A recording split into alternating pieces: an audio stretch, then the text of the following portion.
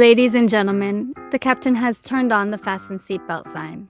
If you haven't already done so, please make sure the volume of this podcast is set perfectly to your listening enjoyment. Please take your seat, whether that's on the treadmill, car, sofa, or bed, and buckle in for the last trip.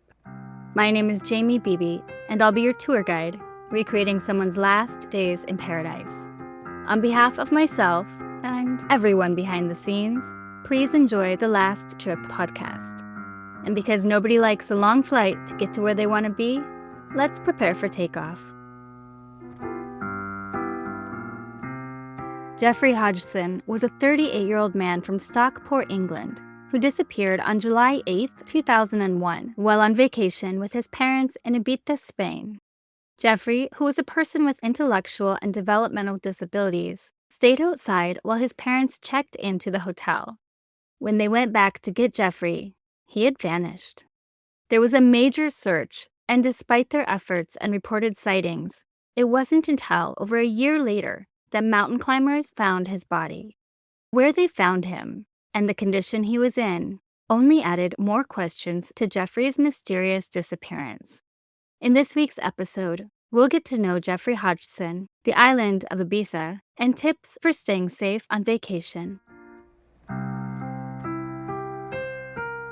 Ibiza is one of Spain's Balearic Islands, located in the Mediterranean Sea, and it's known for the parties and world-class nightclubs that attract top DJs and partygoers from around the globe.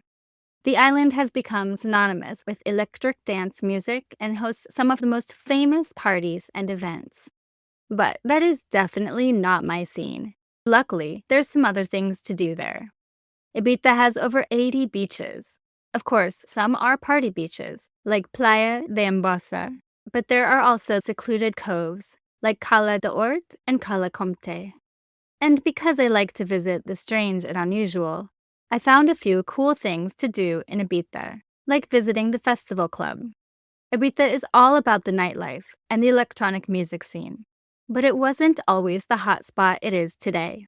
It wasn't until the late 1960s that the island became a tourist destination, with hotels and clubs popping up everywhere. In 1969, construction began on the Festival Club, officially opening its doors in 1972. Buses shuttled tourists to the club, which was tucked away up in the hills, where people watched shows, dined, and even watched fake bullfights in the mock bullfighting ring. But in the 70s, fewer tourists started coming to the island because of the oil crisis, and the club ended up closing in 1974. Over the decades, street graffiti transformed the abandoned club into a canvas. And today, you can still see the large terraced restaurant, the amphitheater, and the bar next to the main entrance. It's a cool little piece of abandoned history to visit next time you're in Ibiza. I don't normally do a lot of shopping when I travel, because I only bring a backpack. But the hippie market, Punta Arabi, is a weekly Wednesday flea market that I would definitely need to see. There are around 500 stalls selling everything from vintage clothing to handmade jewelry and locally made organic skincare specialties. It's not a touristy souvenir type of vibe, but rather a great way to get in touch with local culture and connect with Ibiza's funky roots.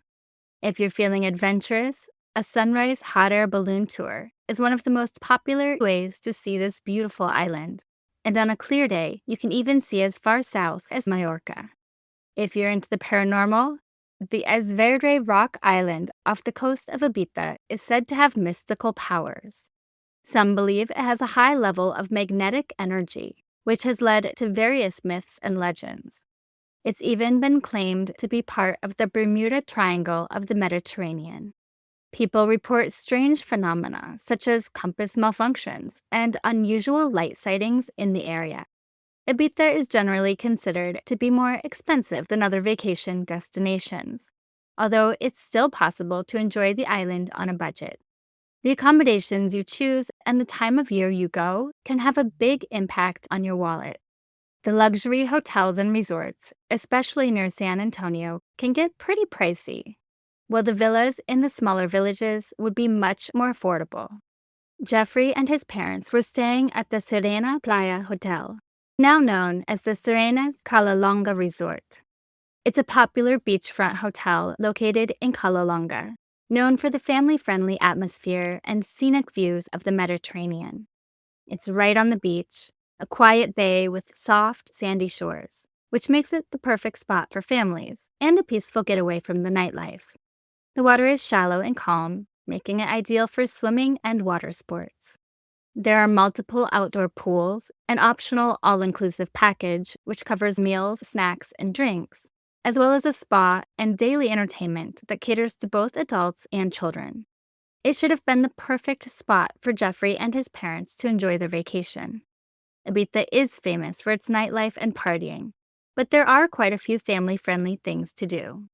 There are beaches with safe swimming areas, the Aguamar Water Park, which has tons of water slides and pools. There's also an aquarium that showcases marine life like octopuses, eels, and rays. Horseback riding through the forests and mountains, boat trips, mini golf, tours through underground caves, and jeep safaris, just to name a few fun family adventures. Ibiza can be just as enjoyable for families as it is for the partygoers. But just who was Jeffrey Hodgson? We'll jump in after a word from our sponsors. Jeffrey was born into a big, happy family with his parents, Beryl and Derek, brothers David and Steve, and his sister Janet. They all grew up in Edgeley, a small suburb of Stockport in Greater Manchester, England. His parents fondly remembered him as a happy child who turned into a friendly and likable man who everyone loved.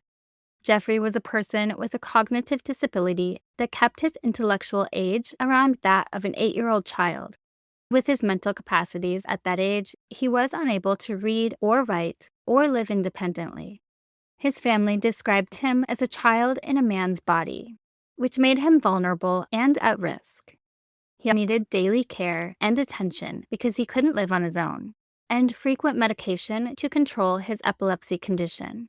But that definitely didn't slow him down, and he was known throughout town for his friendly smile and lively personality.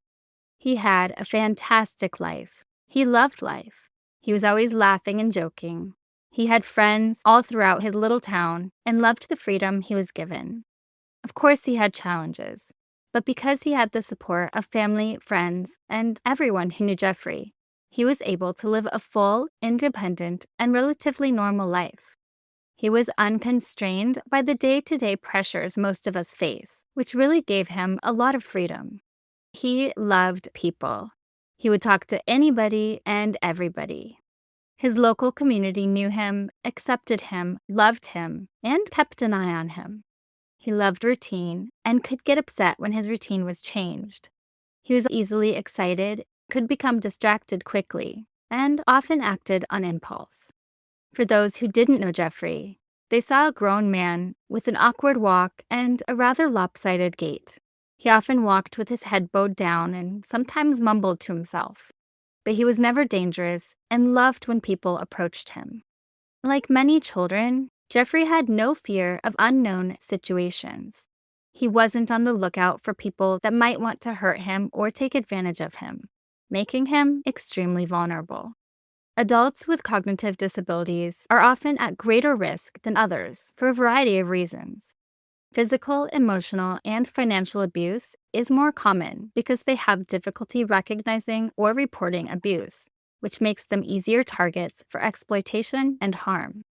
Cognitive disabilities can also affect a person's ability to communicate effectively, so it can be harder for them to express their needs, understand instructions, or discuss their concerns. And there is often societal stigma and discrimination against people like Jeffrey, which can lead to marginalization, unequal treatment, less access to resources, and even violent crimes against them. Let's get into the timeline in this case and the mystery surrounding Jeffrey's disappearance. The morning that the Hodgson family was due to fly to Ibiza, Jeffrey refused to leave his bed. He was upset and didn't want to go, so his parents, giving him independence and freedom, let him take the option to stay home while they went on holiday without him. He hastily made the decision to stay with his sister while they left. But after some thought, and remembering how much he enjoyed the vacation they took the year before, he changed his mind and ended up meeting his parents at the Manchester airport. When they arrived in Ibiza the evening of Sunday, July 8th, 2001, Jeffrey's mood and behavior had deteriorated. He was tired of traveling and didn't deal well with change. He no longer wanted to be there. So when they got to the Serenas Playa Hotel, his parents let him stay outside by himself to calm down and relax, while they went inside to check in at the reception area. His mom, Beryl, later said, "He had what we would call a Jeffrey tantrum. We gave him the option to stay where he was or go with us into the hotel. He decided to stay put. The last time I saw him, he was pacing around outside." The last confirmed sighting of Jeffrey was between 11:30 p.m. and midnight on July 8th, when another person on holiday saw him sitting on a nearby wall. After checking in, Jeffrey's parents went to retrieve him and go up to the room to unpack, but he was nowhere to be found. They immediately alerted the hotel staff and the travel company they used, Panorama Travel, who all started frantically searching the resort. When other travelers got wind of what was going on, many joined in on the search. Beryl and Derek reached out to the Spanish police right away, but they were told they had to wait 24 hours before authorities would react. This happened over 20 years ago, so I'm not sure what the laws were back then, or more specifically, what they were in Spain. But I think this is a crucial point in the case where the police made a major mistake. Even if people had to wait 24 hours to report someone missing, that should not be the case for an at-risk person like Jeffrey. Beyond his challenges, when Jeffrey went missing, he had no money, no identification, no food or water, didn't have the medication he needed, and it was nighttime in a place he wasn't familiar with. They searched relentlessly, but there was no sign of Jeffrey. As soon as the 24 hours were up, his family filed the missing person report. But again, the police didn't just jump into action. It took several days and a lot of pressure from the family to get police and search and rescue involved. When they finally did, police commandeered the services of a helicopter, Army cadet troops, and a dog. They searched the resort and the area of Cala Longa for 3 days, which is common for most searches, but they found absolutely nothing to indicate where Jeffrey went. I can't imagine the feeling when authorities just stop looking for someone you love after only 3 days. This meant that Jeffrey's parents were essentially on their own to find their son. His sister Janet and her husband Andy, along with his brothers David and Stephen, soon joined their parents in the search. They jumped right in, trying to organize search parties and handing out hundreds of flyers around the island, the airport, the markets, and the shops. They had the help of volunteers from the travel company, others on holiday, and eventually the media. On Thursday, July 19th, the family got their hopes up when the Yorkshire-based search and rescue operation, K9, arrived on the island with 2 of their specially trained dogs. This was the break Jeffrey's parents were praying for. The dogs searched the resort and immediate area. They searched into the weekend using trail bikes to go over the rough ground at the side of the roads leading out of the resort, and divers checked the water wells in that area. The team also searched the coastline by boat in case Jeffrey had gone into the water. But not a single trace of Jeffrey was found by the dogs or the team. On July 22nd, 2 weeks after Jeffrey's disappearance, his family made the heartbreaking decision to return home. But they had no intention of giving up. They just needed to try another approach to find their son. When they got back to England, they had days of intense interviews with the media, trying to get their story out, hoping someone would come forward with news about Jeffrey.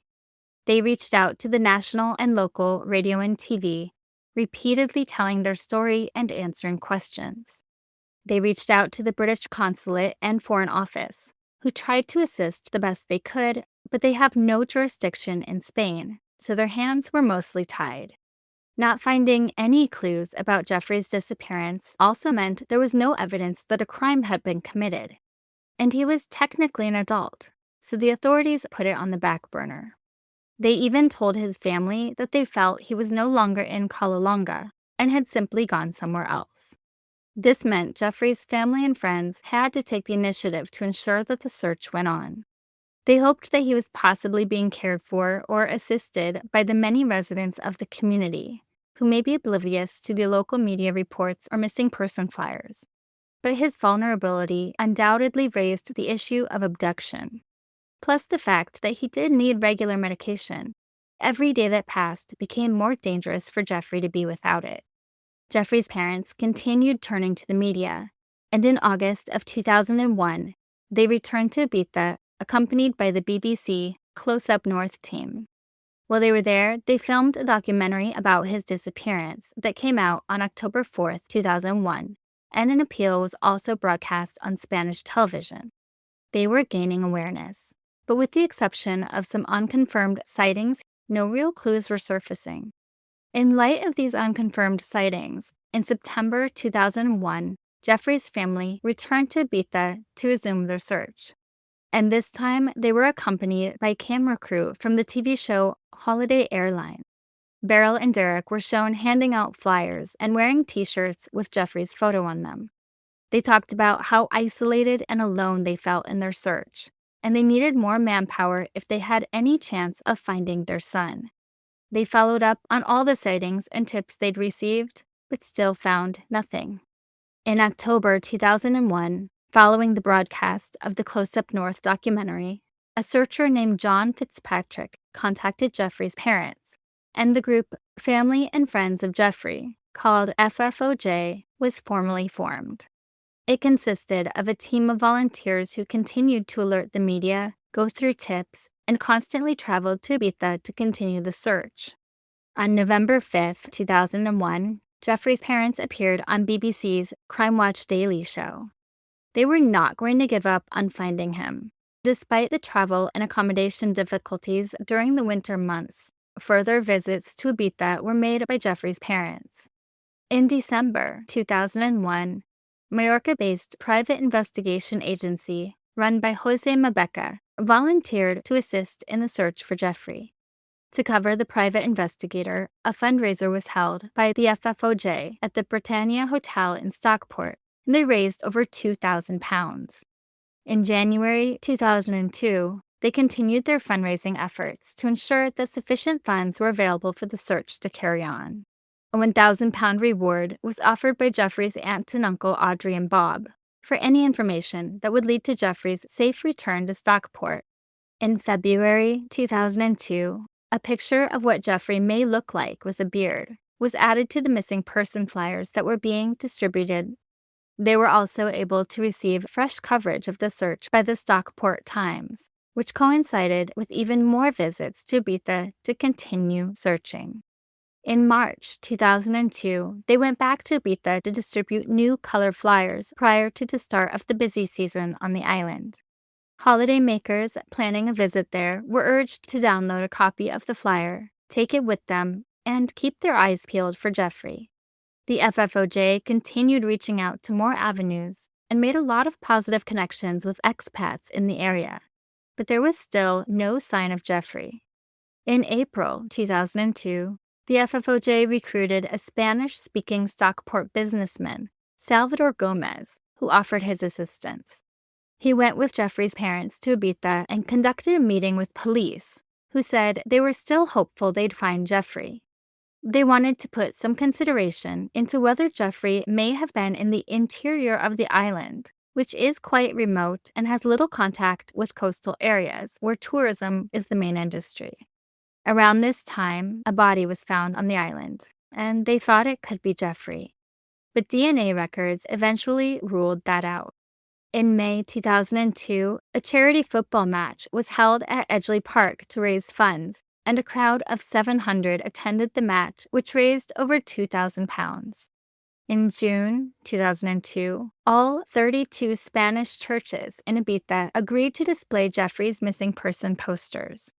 They hoped this would be a major breakthrough, because the church is one of the main social supports for residents of the internal and more remote parts of the island.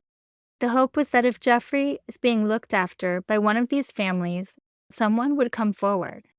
From their efforts to create more awareness about Jeffrey's disappearance, they connected with Chat magazine, who started covering the story, in turn offering a £10,000 reward for any information leading to Jeffrey's return.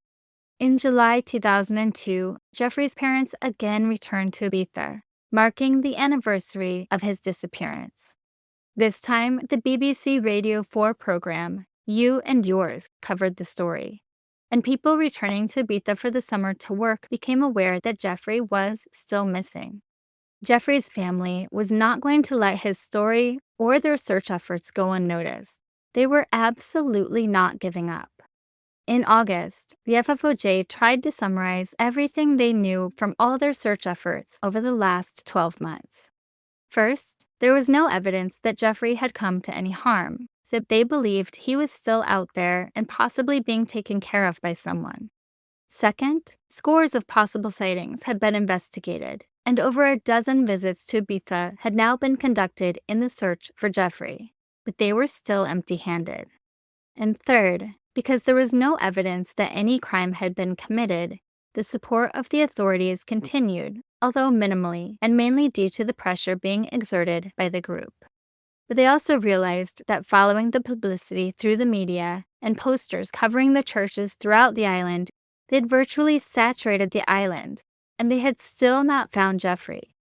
Then, on October 16, 2002, Jeffrey's body was found by two German climbers at the bottom of a cliff on the outskirts of the resort. In the early hours of the morning, the body of a man, with clothes matching those that Jeffrey was wearing at the time of his disappearance, had been found on a remote headland hillside near Callelonga. Initial identifications by dental records seemed to confirm that it was Jeffrey, and that he had been there since his disappearance. Everyone was deeply upset at the discovery after so much searching and with so many prospective sightings, giving hope that he was alive and well. The news came as a shock to everyone. Unfortunately, the family had to wait over 6 weeks and through several attempts to get a DNA match, which caused them great distress in not knowing. But on November 30th, 2002, Spanish authorities confirmed it was Jeffrey's body. His family flew back to Ibiza, and on December 16th, they were able to have a frank and open meeting with the consulate. At the request of the family, the police took them to the precise spot where Jeffrey had been found roughly 2 months earlier. The police told them it was their belief, in the absence of evidence to the contrary, that Jeffrey made his own way to that spot on the evening he went missing, and had been there the entire time. This was also the view of the Greater Manchester Police. On December 20th, Jeffrey finally returned to Stockport following an emotional trip by his family to retrieve him. But it quickly became apparent to all those who knew him that there was no way Jeffrey could have reached that desolate spot unaided. The easiest way to get to the spot is by boat, which Jeffrey didn't have. For him to hike to that area would have been almost impossible given his condition. And on top of that, with Jeffrey's aptitude being roughly that of an 8-year-old child, his parents knew he wouldn't have gone into the dark forest and climbed difficult terrain alone. If he was lost, he would have gone toward lights and people. On January 15, 2003, Jeffrey's funeral was held at St. Matthew's Church, Edgeley, with a crowded congregation and hundreds waiting outside. And with all the work they had done to get the media involved, representatives of the press and TV were in abundance. In September of 2003, Beryl and Derek returned to Ibiza with other members of the FFOJ. They once again traced Jeffrey's footsteps, but this time with the express purpose of compiling photographs and video evidence for the forthcoming inquest back home. It took them 4 hours to reach the point on the headland where Jeffrey was found. So they felt there was no way Jeffrey could have or would have wanted to reach that point alone. To get there, they were first taken in a police 4x4 up a road behind the hotels in Callelonga. After 1.2 kilometers, it was no longer safe to proceed by vehicle, and the party proceeded on foot for a further 2 kilometers and 25-minute climb up a steep, rocky dirt track, not unlike the famous Jacob's Ladder climb. The police then indicated that the group would need to leave the track and head off down into a ravine. Because of the terrain, which was dense with thorny bushes, trees, and very rocky, only a few of the fittest people were able to continue following the police. Despite numerous warnings from the police that it may be too dangerous for them to continue, a few members of the party managed to reach the precise spot where Jeffrey had been found. It had taken an extra 35 minutes after the dirt track to reach this spot through dense undergrowth, and at times they even had to resort to crawling on all fours. Members of the group were severely scratched and cut by a multitude of thorn bushes on the hillside. And even with enough water, they had to take frequent rests in the heat of the September day. But Jeffrey supposedly went there alone, without water, food, or even light. What was most interesting is that when they found him, his clothes were untouched and in perfect condition. Had he taken the route the group took, his clothing would have been dirty, snagged, and torn. Flowers were laid at the spot where Jeffrey was found by his brothers David and Stephen. Afterward, a private meeting with police was held. They took responsibility for mistakes that were made in their search efforts, and said lessons had been learned, and that in hindsight, perhaps more could have been done at the time of Jeffrey's disappearance. The following day, the group went to the headland by boat to prove just how much easier it was to get there that way. On their return to the UK, the BBC once again ran a documentary, this time using video footage from the group's trek to where Jeffrey was found, concluding that the circumstances surrounding his arrival on this headland are very strange indeed. On July 4, 2004, Jeffrey's inquest was heard by the coroner in Stockport. Evidence was heard from the Spanish police and the Greater Manchester Police, who stuck to their theory of possible misadventure, meaning that Jeffrey had just wandered off and made it to his final resting place on his own. However, in light of the overwhelming evidence from the family in the form of photographs and video evidence taken in September where the headland was revisited, together with the resulting BBC documentary, the coroner declared an open verdict. An open verdict is an option available to a coroner's jury at an inquest in the legal system of England and Wales. The verdict means the jury confirms the death is suspicious, but they're unable to reach any other verdicts open to them. And that's where the case stands now. So how did Jeffrey come to be all alone on a remote headland visited only by mountaineers and climbers? Perhaps we'll never know. That's a secret Jeffrey has so far taken with him. The only way to find the truth is if someone knows what happened and comes forward. What are some of the theories in this case? It's the opinion of Jeffrey's family that he could not have walked over 3 kilometers up a steep rocky mountain track and then wandered down a ravine for a further half an hour through thick undergrowth, particularly bearing in mind that he had gone missing at nighttime. His family not only feels that he would be physically incapable of making such a journey without assistance, but also that it's quite simply not in his nature to attempt to do so. Jeffrey has always been attracted to people, noise, and activity. To his family, it is therefore inconceivable that Jeffrey would choose to wander up a dark mountainside in preference to exploring somewhere as lively as Callelonga.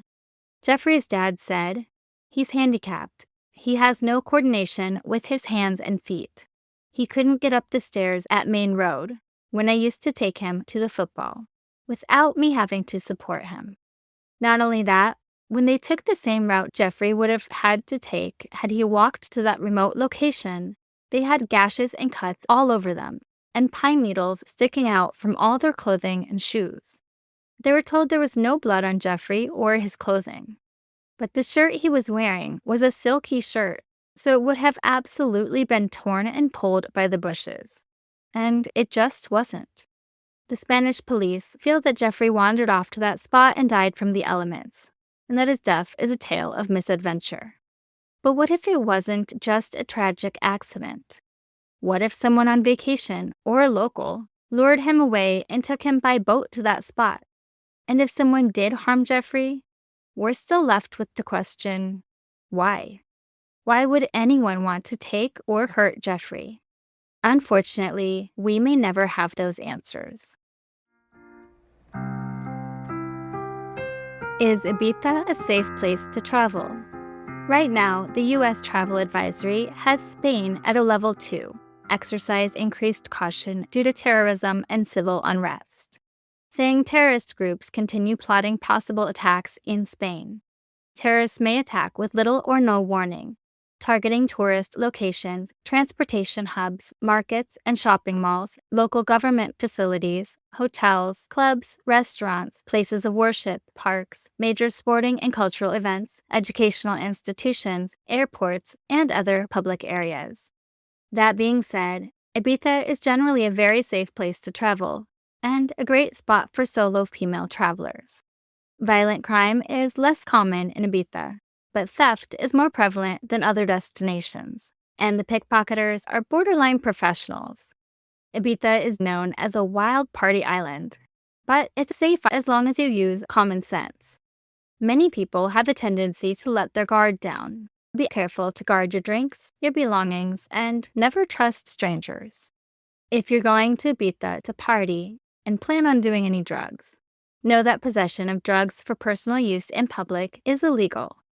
For example, if someone is caught with a small amount of marijuana or other recreational drugs, they may face fines ranging from $300 to $3,000, and the drugs will be confiscated. However, possession of drugs in private spaces is decriminalized for personal use, especially in the case of cannabis. Possession of hard drugs, like cocaine, ecstasy, and MDMA, even in small quantities, is considered a more serious offense, potentially resulting in criminal charges. Police conduct random searches and raids in Ibiza's famous clubs to deter drug use and trafficking. Local authorities have heightened their vigilance around drugs in response to fatalities linked to ecstasy and other substances normally used in the clubs. Sniffer dogs and undercover police often patrol the main tourist spots. And if you still plan on doing any drugs, the risk of buying tainted or dangerous substances is pretty high. So bring a test kit with you so you know what you're taking, and be wary. I'll give you a few other laws and rules to know before visiting Ibiza. Bikinis are for the beach. It may come as a surprise to some people who expect to be able to walk around the streets in their beachwear on vacation, but this is actually against public decency laws in many areas. So bring a cover-up when you leave the beach to hit the clubs, restaurants, or go shopping. Another surprising one is in their efforts to curb out-of-control drunken tourists from causing social disturbances. They've put restrictions on the sale and consumption of alcohol in some of the resort areas. So even if you book an all-inclusive holiday at a resort that covers your meals during your stay, you'll be limited to 6 alcoholic drinks a day, with a maximum of 3 at lunch and 3 at dinner. If you want drinks at the pool in the meantime, you'll have to buy them yourself. There's also a ban on street drinking, so public consumption of alcohol is prohibited in certain areas, particularly around the beaches. If you're the type of person who likes a quick public shower after the beach, don't bring any types of bathing products like soap, shower gel, or shampoo, because they're all banned. This is because the chemicals are harmful to the environment and can pose a threat to marine life. Also, remember to stay hydrated. Ibiza's hot climate and party culture easily leads to dehydration, so drink plenty of water, especially if you're consuming alcohol or dancing in clubs. It's a good rule of thumb if you're going out at night to stick with a friend group. While Ibiza is generally safe, staying in a group can reduce the risk of theft or confrontation. If you're spending time at the beach, be mindful of ocean currents and strong tides. Don't forget to wear sunscreen, and keep a lookout for jellyfish. Overall, Ibiza is a great place to visit. If you run into any problems, 112 is the general emergency number across Spain for any medical, police, or fire emergencies. And always, make sure that no matter where you're traveling, you inform someone about your plans before going anywhere. Tell someone reliable where you're going and what you'll be doing and when to expect you back. And my number 1 tip to staying alive on vacation is to pay attention to your gut. If something doesn't feel right, it isn't. Jeffrey Hodgson was 5 feet 7 inches tall. He had a medium build at 170 pounds. He had dark hair, which was receding and graying at the temples, and his eyes were blue. On the day he disappeared, he was wearing a white Stockport County football shirt over a yellow and blue small check, short-sleeved cotton shirt with a collar. He was also wearing dark blue long pants and black leather shoes with Velcro fastenings. Although Jeffrey was 38 years old, he was a person with cognitive disabilities and had the mental age of an 8-year-old child. He was very gullible and loved people and groups. He would happily talk to anyone who wished to converse with him. Jeffrey went missing on July 8, 2001, at about 11:30 at night from the front of the Serenas Playa Hotel in Calolonga, Ibiza. If you saw Jeffrey that night or know anything at all about his disappearance and death, please call your local authorities with any information you might have. And finally, remember to leave a review and rate this podcast 5 stars if you like the show, or hell, even if you don't. But either way, feel free to let me know what you think. Please follow The Last Trip on Instagram at The Last Trip Crime Pod and subscribe on Patreon to support the show. You'll get extra research, videos, photos, and updates, and even learn more about my personal travels. That's patreon.com/The Last Trip Podcast.